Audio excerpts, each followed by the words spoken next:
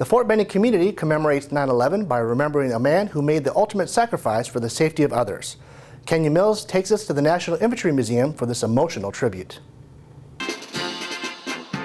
It's a memorable occasion for these families, a basic training graduation of the Army's newest soldiers during a time of war.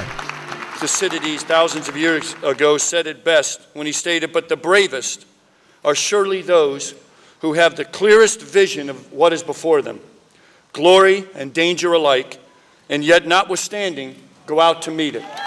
Just like these soldiers today, 45 years ago, an officer by the name of Lieutenant Rick Rescorla graduated from Fort Benning to serve in the Army during the Vietnam War.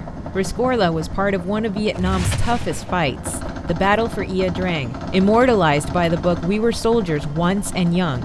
On the cover is a picture of a young Rescorla on a final sweep, ensuring no man was left behind. And it was in this valley this brave group of American soldiers would experience one of the most savage and significant battles of the Vietnam War. Rescorla retired from the Army as a colonel and in the 80s became head of security for Morgan Stanley, the largest financial institution at the World Trade Center. After the '93 bombing, Rescorla put employees through comprehensive evacuation drills, predicting one day the towers would be subject to another attack. I'm sure that the people at Morgan Stanley, many of them would tell you that for many, many years they probably had a real deep-seated anger toward him because he was continually running evacuation drills and he was teaming people up so they knew how to leave the building with a partner.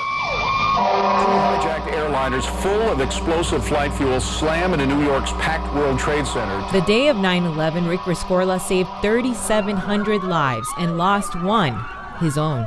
His story goes that his wife called him in the middle of the evacuation and begged him to get out. He said, "I can't get out. I've got employees to worry about." He gave it all without hesitation. This is what heroes are about. And in this great country of ours, we need to have heroes.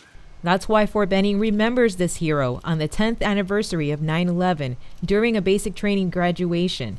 Members of the Columbus Fire and Police Departments lay a wreath in front of a 12-foot beam taken from the rubble of Tower 2, the same tower Rick Rescorla died evacuating. It was a case of a man who didn't have to do anything and gave everything to help out people that he didn't know.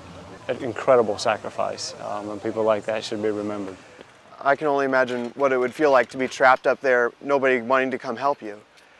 And I'm sure that's what he felt too. And he wanted to help them get out so they didn't have to feel that terror. Rick had a choice. He could have walked away, but he did what every good commander does. He went back in for a final sweep. The memory of Rescorla lives on. A bronze statue of him stands at the National Infantry Museum's Hero Walk. Rescorla's always to be remembered on a final sweep, leaving no man behind. Kenya Mills, Fort Benning TV. If you'd like to learn more about heroes like Rick Rescorla, visit the museumofpatriotism.org.